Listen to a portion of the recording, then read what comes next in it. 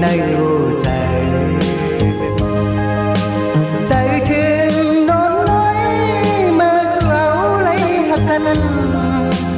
to quanh mơ liễu anh đèn quý lấy to cứ bay dài anh hắt sương nón có liều hà thèn dâu có hắt mây đòn người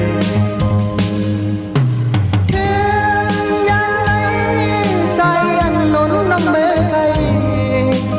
vì trái có liễu âm hạnh tôi nón lấy hòn bên cây này em bay ba lấp xê để khinh má hạnh yêu nô non nói ta hấp trái quay ta nón non có liều hà thẹn nhau có mây non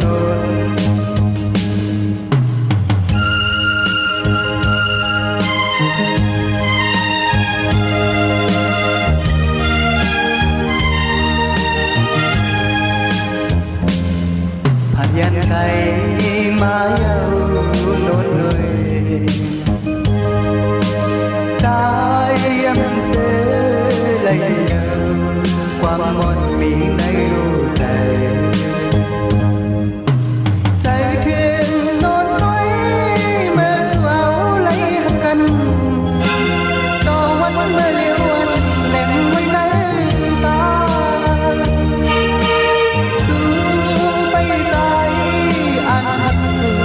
còn đều hà thẹn dấu có mây đỏ người